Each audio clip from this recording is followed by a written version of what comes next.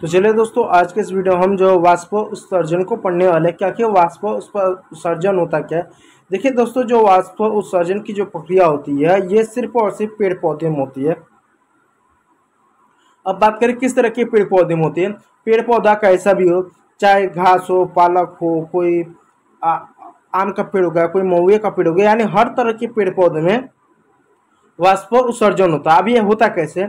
पौधों की पत्तियों, तनों और फूलों की सतह पर स्थित रंध्रों, यानी देखो दोस्तों, जितने भी पेड़ पौधे की जो पत्तियां होती हैं, इस तरह से मान लीजिए अगर पत्ती है तो उसके पेड़ पौधों के अंदर क्या होता है, रंध्र होता है। रंध्र यानी एक छेद होता है, और एक ऐसा छेद होता है जिसके मदद से क्या होता है, जितने भी पेड़ पौधों की पत्तियां होती हैं वो कार्बन डाइऑक्साइड को लेती हैं और ऑक्सीजन को बाहर छोड़ती हैं, और इसी के माध्यम से जो वाष्प उत्सर्जन के अंदर जो जल का वाष्प होता है, जो जल वाष्प होता है ना, जो जल के जो गैसें होते हैं, इसी के माध्यम से निकाला जाता है। जैसे आप सुनते हो ना कि जितने भी पेड़ पौधे होते हैं वो कार्बन डाइऑक्साइड छोड़ते हैं, तो कहाँ छोड़ते हैं भाई, वो पत्तियों के रंध्र से छोड़ते हैं। अब कार्बन डाइऑक्साइड लेते हैं तो कहाँ से लेते हैं कार्बन डाइऑक्साइड, वो पेड़ पौधों के जो रंध्र होता है ना उसके अंदर से ही लेते हैं। उसी के जो हिस्सा होता है ना, उसी रंध्र से क्या करते हैं, बाहर से कार्बन डाइऑक्साइड लेते हैं और अंदर से क्या, उसी रंध्र के माध्यम से क्या, ऑक्सीजन को छोड़ता है। यानी रंध्र जो होता है एक प्रकार का पत्तियों में एक छेद होता है, जैसे तो इस तरह से छेद होता है। इससे से क्या होता है, कार्बन डाइऑक्साइड को लेते हैं, ऑक्सीजन को छोड़ते हैं। और जब ये ऑक्सीजन को छोड़ते हैं तो उस समय जल के वाष्प के रूप में ये क्या करते हैं, चीजों को बाहर निकालते हैं, जिसको हम वाष्प उत्सर्जन बोलते हैं। सिर्फ हरे पेड़ पौधों में वाष्प उत्सर्जन पाया जाता है, मनुष्य और जानवरों में यह प्रक्रिया नहीं होती है। इस बात को याद रखिएगा। वाष्प उत्सर्जन के प्रकार, वाष्प उत्सर्जन कई प्रकार के होते हैं। एक होता है रंध्र वाष्प उत्सर्जन, यानी पेड़ के पत्तियों के माध्यम से वाष्प उत्सर्जन होता है। पेड़ पौधे क्या करते हैं, जो आवश्यक जो जल लेते हैं। अभी सवाल होता है कि पेड़ पौधों में जल आता कहाँ। देखिए दोस्तों, जितने भी पेड़ पौधे होते हैं वो अपने जड़ों से क्या करते हैं, खनिज और जल लेते हैं। उनमें से कुछ ऐसे जल होते हैं, कुछ ऐसे खनिज की मात्रा होती है जिनको उन्हें जरूरत नहीं होती है, तो क्या करना पड़ता है, उनको वाष्प उत्सर्जन करके निकालना पड़ता है। जैसे इंसान पानी पीता है तो शौचालय के माध्यम से, पसीने के माध्यम से उसको निकालता है ना, ठीक उसी प्रकार ये भी क्या करते हैं, जब जल लेते हैं जिनकी आवश्यकता नहीं है वो वाष्प उत्सर्जन करके निकालते हैं।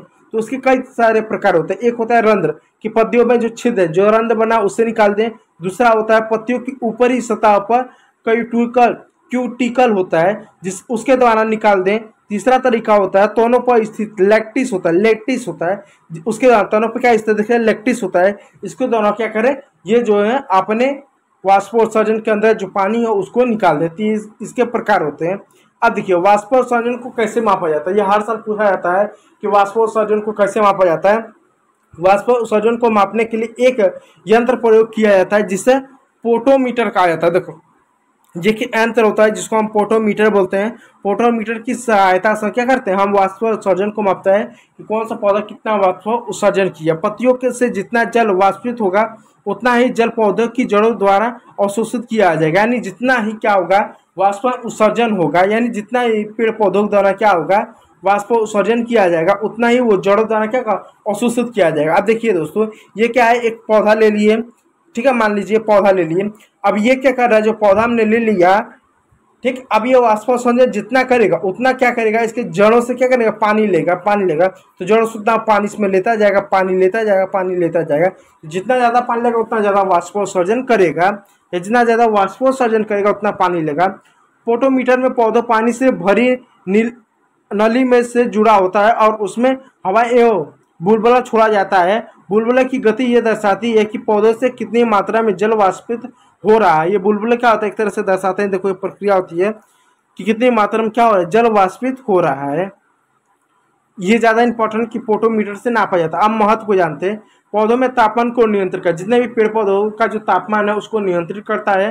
दूसरा, खनिज लवणों और जल को ऊपर की ओर पहुंचाने में मदद करता है। जितने भी खनिज लवण होते हैं, जल होते हैं, उसको ऊपर की ओर पहुंचाने के एक तरह से काम करता है। वातावरण में जल चक्र बनाए रखता है। इससे क्या होता है, ये जो वाष्पोत्सर्जन करते हैं, जिससे वाष्प जो बनेगा वो ऊपर वायुमंडल में जाता है, वहाँ पर जब ठंडा होता है, संघनन की प्रक्रिया से क्या होता है, फिर बादल बनेगा और बादल बनने से फिर बारिश होता है। इस तरह देखो, ये वाष्पोत्सर्जन हुआ, ऊपर गया, बादल बना, फिर वापस क्या बारिश होता है। इस तरह से क्या जल चक्र को बनाए रखता है। ठीक है, तो उम्मीद करूंगा वीडियो अच्छा लगा हो। यदि अच्छा लगा तो लाइक कीजिएगा, चैनल पर नया है तो चैनल को जरूर सब्सक्राइब कीजिएगा। वीडियो देखने के लिए बहुत बहुत धन्यवाद।